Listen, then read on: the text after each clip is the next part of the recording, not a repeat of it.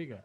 जो आज हम लोग डिस्कस करेंगे उस पे मैं आपको पहले 4 स्ट्रक्चर के बारे में कल हम लोगों ने डिस्कस किया था, उसमें थोड़ा बहुत आपको आइडिया लग गया कि बीएसएनएल एक बड़ी ऑर्गेनाइजेशन है। बीएसएनएल जैसे जितनी भी ऑर्गेनाइजेशन होता है सेम स्ट्रक्चर्स होता है। तो स्ट्रक्चर्स में हमारा अलग अलग डिपार्टमेंट बनाए जाते हैं, हर डिपार्टमेंट का अलग रोल होता है। जैसे 4 डिपार्टमेंट हो गया आपका आपका सीएफए, मोबाइल और न्यू बिजनेस, इस तरह के अलग अलग डिपार्टमेंट्स हैं और सभी का हेडेड कौन है, सीएमडी करता है। ठीक है। और सभी के अंडर डायरेक्टर्स होते हैं, यानी board of directors second level होता है, फिर बोर्ड ऑफ डायरेक्टर्स से फिर अलग अलग यूनिट बनती है। तो आज मैं थोड़ा एक लाइन आगे जानूंगा बीएसएनएल में कौन कौन सी यूनिट हैं, आपको इंडिया में कितने यूनिट्स हैं, उन सारे चीज़ों को हम लोग देखने की कोशिश करेंगे।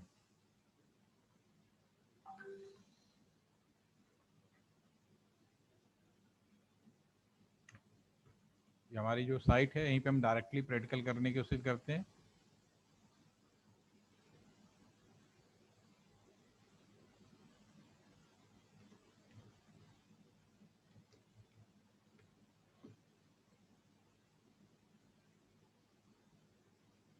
चलिए, आपको स्क्रीन दिखाई दे रहा है? Yes sir. ठीक है। ये हमारी साइट है, कल हम लोगों ने खोला था और इसमें हमने आपको पहले जो बेसिक चीज़ें बताई थी। कंपनी का जो हेड होता है वो सीएमडी होता है और इस हेड के अंदर आपके अलग अलग बोर्ड्स बने हैं। ये सारे बोर्ड्स हैं हमारे पास में, ठीक है ना। ये सारे बोर्ड्स हो गए 1 2 3 4 5 फंक्शनल बोर्ड ने बोलेंगे, फंक्शनल बोर्ड। डायरेक्टर सीएफपी यानी लैंडलाइन, डायरेक्टर सीएम यानी मोबाइल के लिए हमारे, अगर ये बीएसएनएल की बात कर रहे हैं। ENT enterprise business, enterprise business में ये होता है कि जैसे कि आप लोग भी इंटरप्राइज बिजनेस का हिस्सा है कि बीएसएनएल में अगर ट्रेनिंग लेना है तो आप इंटरप्राइज बिजनेस को कांटेक्ट करेंगे, वहाँ से आपको होगा। फाइनेंस होता है जो सारे फाइनेंशियली हिसाब किताब को रखता है। डायरेक्टर चार्ज जो है इसके अंदर क्या होता है, जितने भी ट्रांसफर, पोस्टिंग, प्रमोशन, ये सारी चीज़ें एचआर के अंदर आता है। किसी का वेलफेयर है, मान लो जैसे भी कोविड महामारी हुई तो बीएसएनएल में करीब 150 से ज़्यादा लोग डेथ हो चुके हैं, तो इनके परिवारों की कैसे वेलफेयर किया जाए। हो सकता है कि उनसे जो आश्रित लोग हैं घरों में उनको कुछ पेमेंट दिया जाएगा, 10 लाख रुपए पर फैमिली को दिया जा रहा है। सेकेंडरी इज उनसे कोशिश ये होगी कि जो भी कोई वाइफ है या उनसे डिपेंडेंट वो लोग हैं जो उनको नौकरी पे भी रखा जाएगा। ठीक है, आज पर जो भी पॉसिबिलिटी हो सकती है बेस्ट देने की, ये सब डायरेक्टर फाइनेंस के अंदर कंट्रोल होता है। ठीक है। इसके अलावा कुछ और सब यूनिट बनाई गई है। ये फंक्शनल यूनिट, ये रेगुलर यूनिट है। और समय के साथ साथ 2 ऐसी यूनिट और बनाई गई है जो जरूरत पड़ने पर हम लोग चेंज भी करते रहते हैं। जैसे न्यू बिजनेस, अब बीएसएनएल को मैंने कल भी बोला था कि बीएसएनएल को सरवाइव करना है तो सिर्फ टेलीफोन दे के बात नहीं चलेगी। आज की डेट में हम इंटरनेट भी दे रहे हैं और आने वाले समय में, जैसा भी बहुत बढ़िया एग्जाम्पल आपको बता रहा हूँ, डीआरडीओ, डीआरडीओ का नाम सुना आपने? No sir. डीआरडीओ का नाम नहीं सुना? डिफेंस रिसर्च ऑर्गेनाइजेशन, सबसे बड़ा डीआरडीओ, इंडिया की सबसे बड़ी वो है, डिफेंस कंपनी सुना है। है सर, आपने शॉर्ट फॉर्म बोला है ना तो। चलो, डीआरडीओ आप समझ में आ गया किसकी बोल कर रहा हूँ, ठीक है ना। हाँ जी हाँ जी। डीआरडीओ, ठीक है। दुनिया की सबसे बड़ी, इंडिया की सबसे बड़ी ऑर्गेनाइजेशन है जो मिसाइल बनाती हैं आपकी, सारे आर्म फोर्स से आर्म जो आपके वेपन्स होते हैं वो सारे वो बनाती हैं। लेकिन यस आप सर। लेकिन उसे पता है केवल यूपेन, हाँ यूपेन बनाने से काम नहीं चलेगा। तो उसने हाल में कल क्या काम किया उसने, आजकल न्यूज में बहुत आ रहा है, अगर आपने जरा सा भी न्यूज देखा हो तो पता चल गया होगा। बताइए, कुछ आइडिया है? उसने मेडिकल साइंस में हाथ डाला, उसने कोविड की पहली दवा बनाई है। अभी आपने पढ़ोगे ना, डिवाल्डियो ने द फर्स्ट मेडिकल, जो कोविड की पहली दवा बनाई है जिसपे 2 डोज देने पे ही ऑक्सीजन लेवल जो लोगों की जरूरत होती खत्म हुई है। परसों ही लॉन्च हुआ है, हमारे प्रधानमंत्री ने किया है। साशे दे रहे हैं वो छोटे छोटे पैकेट में, जैसे अपने वो नहीं आते वो WRS के, जी जी, उस टाइप के साशे दे रहे हैं वो लोग, और उससे ऑक्सीजन लेवल मेंटेन रहेगा, समझ में नीचे आ नहीं गया ना। जाएगा। तो ये डीआरडीओ का हाँ। काम नहीं था, लेकिन ये न्यू बिजनेस, क्योंकि उन्हें भी टिकना है। सिर्फ हथियार बनाने से उनकी नौकरी नहीं चलने वाली है, ठीक है ना। रोज लड़ाइयाँ भी नहीं होने वाली है। तो हर कहीं ना कहीं पैसा कैसे आए, तो उन्हें भी सरवाइव करना। तो ये न्यू बिजनेस, एक एग्जाम्पल मैंने आपको समझाया। दूसरी तरफ बीएसएनएल में क्या नया जरूरत होगी वो बात करेगा। बीएसएनएल अभी तक केवल टेलीकॉम देता था, फिर इंटरनेट देने लगा। अब बीएसएनएल ने कहा कि हमारे पास इतने लैंड और जमीन हैं कि मैं इन जमीन पे क्यों ना हम लोग मल्टी शॉप खोल दें, लोगों को किराए पे उठा दें, लोगों को सारे एटीएम लगवा दें, बैंकों के लिए दे दें। तो इन्होंने एक बिल्डिंगों को यहाँ पे अभी उन्होंने देने की शुरू किया है। और जैसे एलटीटीसी गाजियाबाद में बहुत ज़्यादा हॉस्टल्स हैं हमारे पास में, करीब हमारे पास 4 बड़े बड़े हॉस्टल्स हैं, ठीक है। और हर हॉस्टल की कैपेसिटी 300-400 बढ़िया और बढ़िया रूम है, अटैच बाथरूम, सब कुछ जो कह सकते हैं इवन नंबर 1 क्लास का, ठीक है। लेकिन अब ट्रेनिज उतने नहीं है हमारे पास, ट्रेनिज मुश्किल से 50-100 आते हैं, तो सारे हॉस्टल खाली रहते हैं। तो हमने कहा भी क्यों ना हम किसी स्कूल कॉलेज वाले को दे दें, या वो जो और लोग आते हैं जो होटल टाइप का यूज करें, न्यू बिजनेस, ऐसे नहीं किसी भी, वो कुछ ऑथोराइज पर्सन होंगे उन्हें हम लोग हायर करने की कोशिश करें। तो ये एक अलग से यूनिट है एग्जीक्यूटिव डायरेक्टर न्यू बिजनेस की, ये है सब डायरेक्टर, ये तो फंक्शनल हो गया, ये तो होना ही होना है। ये जो 2 चीजें हमने लिखा, एग्जीक्यूटिव ईडी का मतलब होता है एग्जीक्यूटिव डायरेक्टर, ठीक है। तो ये जो चीजें जो लिखी है ये समय के साथ हम लोग बदलते रहते हैं, ठीक है। और इसी तरह से आपका सीए है, सीए का मतलब है चार्टेड अकाउंटेंट, क्योंकि हमें पैसा भी कमाना है। जैसे आपने सुना ना आज बीएसएनएल, अगर इस चीजों को हम ध्यान नहीं देंगे तो बीएसएनएल कब का कई सालों से, पिछले 7-8 सालों से लगातार डाउन फॉरवर्ड चल रहा है, लेकिन इसको दोबारा अभी तक ये टिका है और आगे ऊपर उठने की कोशिश कर रहा है, तो वो इसी सीए की वजह से हो रहा है। कैसे किया जाए, तो हमारे यहाँ तरीका ढूंढा जा रहा है कि पैसे कहाँ से लाया जाए। कस्टमर से हम केवल डिपेंड होकर नहीं काम कर सकते, गवर्नमेंट हर चीज फ्री कर रही है, फिर भी पैसा चाहिए। फ्री करने का मतलब ये नहीं है कि पैसा इनपुट में आना चाहिए, पैसे कहीं ना कहीं कैसे आएगा, तो वो ये सब चीजें सीए और एनबी के अंदर हम लोग प्रोसेस कर रहे हैं, ठीक है। तो ये हमारा मेन यूनिट है। इसके बाद अब इंडिया, अब इसके बाद अब ये फैलता है कि इंडिया के अंदर हमारे कहाँ कहाँ, ये तो कॉर्पोरेट ऑफिस की बात होगी। ये जो हमारी जो पोजीशन थी हमारी पूरी की पूरी corporate office, BSNL corporate office new Delhi, ठीक है ना। अब हम बात करेंगे कौन कौन सी सर्किल है यूज है। तो हमारे पास जो यूनिट है इंडिया में जो बीएसएनएल बांटा गया है, इतनी बड़ी ऑर्गेनाइजेशन है, तो इसमें जो हमारा एक बीएसएनएल की एक नई कंपनी और बनाई जा रही है, BTCL, BSNL tower corporation limited. BSNL की एक नई company, BSNL tower corporation of India limited, ठीक है, एक नई हमारी जो कंपनी है। और ये हमारी कंपनी 1 अप्रैल सन 2020 से चालू हो गई है, ठीक है ना, this company BSNL tower corporation, company का नाम है BSNL tower corporation of India limited, ठीक है ना। तो ये हमारी कंपनी एक नई बन रही है जो बाद में, बीएसएनएल के जितने भी टावर है, अब इस टावर पे कोई भी कंपनी अपना अंटीना लगा सकती है, रिलायंस, टाटा, जो भी है, क्योंकि बीएसएनएल के टावर फैले हुए हैं। तो हमने कहा भाई किराए पे लगा लो, अब उससे जो किराया आएगा वो बीएसएनएल के फायदे में आ जाएगा। दूसरा, हमें ज्यादा पोल्यूशन नहीं बढ़ाना पड़ेगा, ना इलेक्ट्रोमैग्नेटिक वेव ज्यादा रेडिएशन होगा, और ना ही अलग कोई चीजें होंगी। तो ये अलग से यूनिट शुरू की गई है। इसके अलावा और आपके पास में है, और आ जाते हैं, और यूनिट है हमारे पास में नॉर्थ जोन में। देखते हैं आप अभी नॉर्थ जोन में हो, तो नॉर्थ जोन में कहाँ कहाँ बीएसएनएल को सर्किल बोलते हैं, Haryana circle, Himachal, Jammu Kashmir, Punjab, UP west, east हो गया, उत्तराखंड, राजस्थान, ये हमारे नॉर्थ जोन के हो गए। नॉर्थ जोन में हर सर्किल के अंदर आ गए। इनका जो हेड होता है सीजीएम होता है, चीफ जनरल मैनेजर। ये जितने भी हैं उनका हेड कौन है, चीफ जनरल मैनेजर हो गया, ठीक है ना। साउथ जोन में चले जाएंगे, आंध्रा, तेलंगाना, तो इन सबका हेड चीफ है। और ये जो चीफ जनरल मैनेजर्स होते हैं किसको रिपोर्ट करते हैं, डायरेक्टर को करते हैं, इन डायरेक्टर्स को करते हैं। लैंडलाइन के लिए इनको करेंगे, मोबाइल के लिए इनको करेंगे, डायरेक्टर जो जिसका जो भी काम होगा हर काम के लिए अलग अलग बनाएगा, उनको यूज करेंगे, ठीक है ना। इसी तरह इसी में एक यूनिट हमारी ट्रेनिंग सेंटर है। ट्रेनिंग सेंटर में भी आप देखेंगे, यहाँ पे आ जाइए, यस, ट्रेनिंग सेंटर में देखिए जो सबसे बड़े बड़े ट्रेनिंग सेंटर है एएलटीटीसी गाजियाबाद, जहां से भी आप जुड़े हुए हैं। Bharat Ratna Bhimrao Ambedkar institute of training telecom training centre जो है हमारा, ये जबलपुर में है। नेट एफएम भी हमारे अकाउंट डिपार्टमेंट का ट्रेनिंग सेंटर है हैदराबाद में। रीजनल ट्रेनिंग सेंटर ये हमारे इंडिया के अंदर अभी भी कम से कम 26 रीजनल ट्रेनिंग सेंटर है। लखनऊ में भी मिलेगा, भोपाल में भी मिलेगा, आपको पुणे में भी मिलेगा, ठीक है ना, चेन्नई में भी मिलेगा, हैदराबाद में मिलेगा। तो और छोटे ट्रेनिंग सेंटर भी हमारे हैं जिन्हें रीजनल ट्रेनिंग सेंटर हम लोग बोलते हैं, ठीक है। अब समय की मांग है तो सारे ट्रेनिंग सेंटर में घटा के अब केवल 6 ट्रेनिंग सेंटर ही बचेंगे।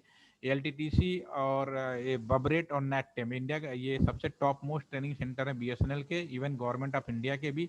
इनको एक सर्किल बना देगा। इन सबका हेड एक सीजीएम है जिसका हेडक्वार्टर एलटीटीसी गाजियाबाद है, यहाँ पे आप लोग बैठेंगे, वो जो भी हेडक्वार्टर हो, ठीक है। बाकी रीजनल ट्रेनिंग सेंटर में जोनल ट्रेनिंग सेंटर और बनाए जा रहे हैं, 5 और जोनल ट्रेनिंग सेंटर आपके बनाए जा रहे हैं। एक आपका कोलकाता होगा, एक चेन्नई होगा, और हैदराबाद होगा, और आपका पुणे होगा, ठीक है। बाकी तो आपके 3 है ही, दिख ही रहे, ठीक है। तो ये एक यूनिट है। अब आपको क्या करना है, आप ये आपके लिए जो हमारा जो हम लोगों ने जो मैंने डिसाइड किया है और आपके लिए काम दिया है कि हम अब जो बात करने वाले इस पर्टिकुलर ट्रेनिंग सेंटर में कैसे इम्प्लाइज को ट्रेनिंग दिया जाता है उसके बारे में हम लोग बात करेंगे। इसके लिए बीएसएनएल ने क्या किया कि भाई ऑनलाइन प्लेटफॉर्म तैयार किया सबसे पहले, कि क्योंकि पहले मैनुअली होता था तो एक एक आदमी को ट्रेनिंग देना, ऊपर से आदमी भी बहुत ज्यादा 3 लाख, तो बड़ा मुश्किल काम होता था। क्योंकि कोई किसी में काम कर रहा है, कोई किसी में, कोई मोबाइल में काम कर रहा है, कोई लैंडलाइन में काम कर रहा है, कोई आपका सैटेलाइट में काम कर रहा है, ठीक है, कोई ऑप्टिकल फाइबर, हर आदमी अलग अलग तरीके से काम कर रहा है।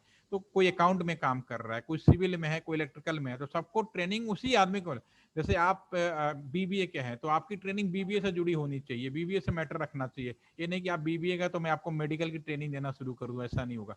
तो जो ट्रेनिंग सारे लोगों को कैसे, किस चीज को क्या ट्रेनिंग देना, कब कितनी ट्रेनिंग, आप बीबीए अभी इस ट्रेनिंग को आप कंप्लीट कर लेंगे जैसे मेरे से, तो अगला आपका स्टेप होगा इसके ऊपर वाला स्टेबलाइजमेंट देखना है, या फिर एचआर का और भी यूनिट है, 4-5 जो भी यूनिट है आपके, उनमें से किसी भी यूनिट में, जैसे वेलफेयर है, वेलफेयर का में किस तरह से अगर कोई घटना घट जाती है तो किसी परिवार को कैसे नौकरी देना, क्या करना, वो सारी चीजें हम लोग उसमें देखते हैं। ठीक है, अब इसमें हम आ जाते हैं, जो हमारी जो मेन ट्रेनिंग सेंटर है, सबसे पहली बात ट्रेनिंग का हमारा जो मेन वेबसाइट है training.bsnl.co.in, ये हमारी मेन वेबसाइट है। ये पूरा प्रोजेक्ट का हम वो आपको दे देंगे। अभी ये शायद सर्वर हो रहा है, देखते हैं दोबारा से, इसको CTMS बोलते हैं, ये सन CTMS होम, देखते हुए अभी कुछ सर्वर डाउन है, जब चलेगा तो हम इसकी बात करेंगे। आपको पूरा इसी में आपको मैं एक एक करके 1 बाय 1 आपको सारा दिखाऊंगा कि कैसे BSNL ऑनलाइन ट्रेनिंग मैनेजमेंट करता है। ठीक है, इसके लिए मैं थोड़ा सा बस 5 मिनट और आपका लूंगा। अभी हम लोग क्या कर रहे हैं, इसमें हम लोग सबसे पहले HR डिपार्टमेंट में हम सबसे पहले ट्रेनिंग डिपार्टमेंट के बारे में बात कर रहे हैं। यही आपका प्रोजेक्ट है ट्रेनिंग सेल के लिए, ठीक है ना। तो ट्रेनिंग सेल के लिए क्या किया गया है, तो सबसे पहले स्ट्रक्चर आप देख लीजिए। सबसे पहले CMD होता है, CMD के नीचे कौन कौन से बोर्ड ऑफ डायरेक्टर्स हो गए, बोर्ड ऑफ डायरेक्टर्स हो गए। इसमें अब तो आपको याद भी हो गया होगा अब तक, डायरेक्टर्स हो गए। बोर्ड ऑफ डायरेक्टर्स के नीचे सारे CGM आ गए। जैसे यूपी वेस्ट की बात करूं, यूपी वेस्ट सर्किल की बात करूं, तो इसका जो हेड होगा वो CGM आएगा, चीफ जनरल मैनेजर।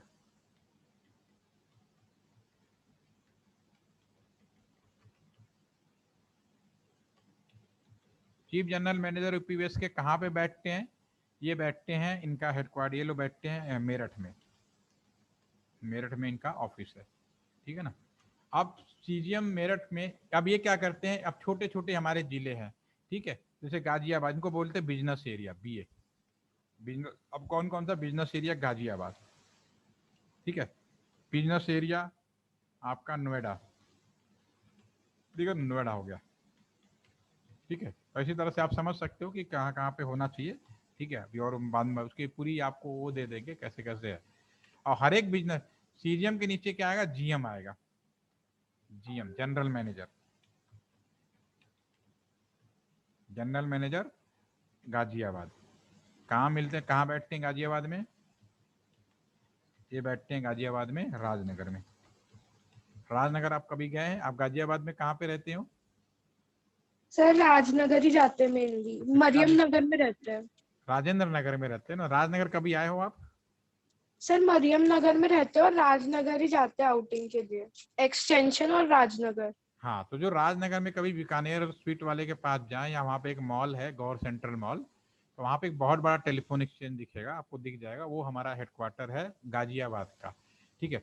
अब यहाँ पे GM के नीचे अलग अलग DGMs बैठते हैं, डिप्टी जनरल मैनेजर, ठीक है ना। अब DGM अलग अलग हो सकते हैं, DGM आपके CF के हो सकते हैं, यानी लैंड लाइन के, ठीक है ना। और आपके पास दूसरे जो DGM हो सकते हैं आपके मोबाइल के अलग हो सकते हैं, ठीक है ना। 2 DGM होते हैं, और एक DGM, और कहीं कहीं 3 भी होते हैं। गाजियाबाद बड़ा शहर है तो यहाँ पर 3 DGM भी पॉसिबल है, DGM admin, admin and HR, ठीक है ना। जो गाजियाबाद में जो भी इम्प्लॉयज है उनकी पोस्टिंग कहाँ किया जा सकता है, ठीक है ना। तो ठीक है, तो मैं अब यहाँ पे जो DGM बाकी जो आपके ये हैं इनको मैं नीचे ले आता हूँ। जो DGM एडमिन है, इसके नीचे फिर क्या होंगे, जो आपकी सर्किल मिलेगी AGM होंगे, बहुत सारे AGMs हो सकते हैं, AGM HR होगा और AGM एडमिन अलग होगा। AGM अंडर का नीचे SD होता है, सब डिविजनल इंजीनियर, SD या SDO बोल सकते हो, ठीक है। इसके नीचे फिर JTO, बस JTO HR, junior telecom officer, ये लास्ट पोस्ट है, यहाँ से फिर आपका ऊपर शुरू हो जाता है। इसके नीचे फिर क्लर्क्स आते हैं सारे, ऑफिस असिस्टेंट कह सकते हो, ठीक है। तो अगर आप मान लो कभी टेलीफोन एक्सचेंज में कहीं जाएं, ठीक है ना। सबसे पहले अगर आप एक्सचेंज में जाएंगे तो सबसे पहले आपको जो भी डेस्कटॉप पे मिलेगा ऑफिस असिस्टेंट मिलेगा। इनकी डेजिग्नेशन आपस में सीनियरिटी जूनियरिटी होती रहती है। बहुत ही सीधा भाषा में बोलते हो, कल रखा होते हो बाबू, ठीक है। तो आपको कोई काम होगा, ये इन सबका जो ऑफिसर होता है जेटीओ होता है। कई जगह पे जगह जेटीओ नहीं है तो वहाँ पे हम लोग एसडी को बना देते हैं, ठीक है ना। ठीक है, तो मान लो अगर आपको अपना एचआर से ही कुछ काम रिलेटेड है, ठीक है, वहाँ पे एचआर का मतलब मान लो बीएसएनएल के एम्प्लॉइज हैं। एचआर में यहाँ पे कौन लोग आएंगे? बीएसएनएल के जो एम्प्लॉइज होंगे, बाहर के वाले नहीं। ये एचआर सब बीएसएनएल वाले ही होते हैं, उस कंपनी के लिए होता है। अगर आप सेम अगर आप लैंडलाइन लेने जा रहे होंगे तो फिर इसके अंदर सेम स्ट्रक्चर बना होगा यहाँ पे लैंडलाइन के लिए। अगर आपने कहा मुझे लैंडलाइन लेना है तो आपको सबसे पहले आपका एजीएम सीएफए होगा, ठीक है। फिर एजीएम के बाद एसडी सीएफए होगा। फिर कहते हैं एसडीओ साहब से मिल लो, फिर या जेटीओ सीएफए मिलेगा। सीएफए वर्ड वहाँ यूज दिखाते नहीं, पब्लिक करे तो इतने बोलते जेटीओ साहब से मिल लो, ठीक है। तो आप यहाँ पे अगर जाएंगे लैंडलाइन, तो ये लोग लैंडलाइन देने का काम करते हैं। लेकिन इन्हीं स्टाफ में से किसी को प्रॉब्लम हो रही है तो वो अपने ये जो 4 सेक्शन बना इन्हीं के लिए, मान लो जेटीओ है, इसकी तनख्वाह बढ़वानी है या ट्रांसफर या पोस्टिंग करना है तो फिर यहाँ पे अपना फॉर्म अप्लाई करेगा। ये वाला जो जेटी यहाँ पे जिन लोगों की पोस्टिंग होती है ये लोग फिर फाइल पुटअप करते हैं। ये जेटीओ कहता है हाँ भाई ये सबसे पहले फाइल ये बनाएगा। आप आजकल तो ऑनलाइन होता है, तो फाइल में पहले लिखते थे कि हाँ मिस्टर ए कुमार हैं, ये ट्रांसफर चाहते हैं फॉर्मिक कारणों की वजह से, ठीक है। फिर एसडी कहता है ओके, तो वो कहता है कि भाई अगर इस आदमी का मैं ट्रांसफर करूंगा तो इसकी जगह किसी को पोस्टिंग करनी होगी, तो फिर ये कहता है कि भाई इसकी जगह पे सुइटेबल आदमी को पोस्ट किया जाए, देन विल भी हम कर सकते हैं, इसको कहीं ट्रांसफर कर सकते हैं। फिर एजीएम आएगा, एग्री कहेगा ओके ठीक है आपकी बात अगर मान लेते हैं। अगर कोई पोस्ट नहीं है, कोई खाली नहीं है, तो एजीएम कहेगा ठीक है हम केस को बढ़ा सकते हैं, लेकिन जब तक कोई नया आदमी नहीं आएगा तब तक हम आपको रिलीव नहीं करेंगे। फिर डीजीएम के पास जाएगा। डीजीएम जो कि कई डीजीएम किसका होता है, कुछ लोग ऐसे होते हैं कि जिनके मान लो यहाँ पे एक जेटीओ कहीं एक और जेटीओ है, जेटीओ सीएम भी है, तो भी आएगा ना मोबाइल के अंदर भी। तो एक मान लो जेटीओ सीएम भी है। जेटीओ सीएम कहता है सर कि मैं मोबाइल में अब काम नहीं करना चाहता, मेरी पोस्टिंग यहाँ कर दी जाए, ठीक है। और यहाँ पे जो डीजीएम एडमिन है उसको लगता है कि अरे जेटीओ सीएम, यहाँ पे 2 सीएम है, 2 जेटीओ है, मान लो कई जगह 2-3 होते हैं, तो भाई एक ही आदमी से काम हो रहा है, दूसरे आदमी का मैं ट्रांसफर कर सकता हूँ। तब ये डीजीएम एचआर यहाँ पे लिखेगा इस जेटीओ टीम को यहाँ पे ट्रांसफर कर दिया जाए, पोस्टिंग कर जाए।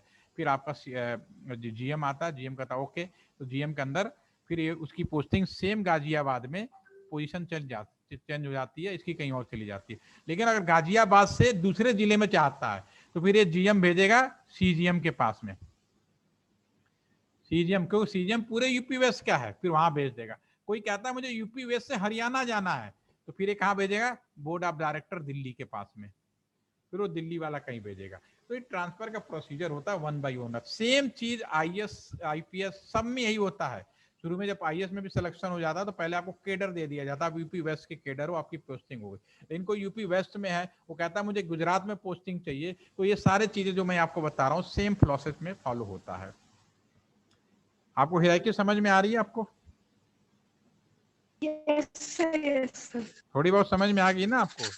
ठीक है, ये स्ट्रक्चर है, yes this is the real structure of the any organisation. ये आप जैसे बीएसएनएल का नाम माने सबका माने, ठीक है ना, सबका ऐसा ही होता है। बीएसएनएल का मैंने एग्जांपल ले लिया कि 3 यूनिट बना दिया, एक तो मैंने लैंडलाइन का, एक मोबाइल का और एक एचआर वालों का। ऐसे ही एक यूनिट और होगी। आप बताओ एक यूनिट कौन सी और रह गई, कौन सी यूनिट में मिस कर गया? फाइनेंस। बिल्कुल बिल्कुल, वेरी नाइस। थोड़ी बहुत आप समझ में गए, बिना अकाउंट का कुछ काम नहीं होने वाला, ठीक है ना, बहुत ठीक है। तो अब इसमें इसी एचआर में, ये एचआर में तो इसी जेटीओ एचआर के पास एक काम तो ये हो गया ट्रांसफर पोस्टिंग। इसी जेटीओ एचआर के पास एक काम और होता है ट्रेनिंग का। तो ये एक लिस्ट बनाता है जेटीओ एचआर, लिस्ट बना के रहता है कि भैया आदमी ये इसका प्रमोशन होने वाला है और इसको ये ट्रेनिंग देने की जरूरत है हर। क्योंकि बीएसएनएल में एक चीज बनाई है, 3 तरह की ट्रेनिंग है। एक ट्रेनिंग है जैसे कोई नया सामान आ गया, नई चीज आ गई, जैसे 5G आ गया, तो इमीडिएटली वो क्या करेगा चार वाला कि ये डीजीएम ने कहा, जीएम ने कहा कि गाजियाबाद में 5G लगाना है। अब इनमें जितने लोग काम कर रहे हैं उन्हें 5G नहीं आता, तो फिर क्या करेगा, एक लिस्ट बनाएगा, चलो एक जेटीओ मैं यहाँ से उठा लेता हूँ, एक एसडी ले लेता हूँ, एक एजीएम ले लेता हूँ, अपने वहां पे 4-5 लोगों का नाम लेके ये जेटीओ इकट्ठा करेगा, फिर उन्हें भेज देगा ट्रेनिंग सेंटर को, जैसे एलटीटीसी गाजियाबाद। इन्हें ट्रेनिंग, हमारा काम है ट्रेनिंग दिलवाना, ठीक है, चाहे मैं खुद आता हूँ तो ठीक, नहीं आता है तो एक्सपर्ट लेके दिलवाना, ठीक है। तो फिर हम उन्हें ट्रेनिंग देते हैं, देन विल बी फिर वो चीजों को लगाते हैं, ठीक है। तो ये सारी यूनिट एक दूसरे से जुड़ी होती हैं, ठीक है।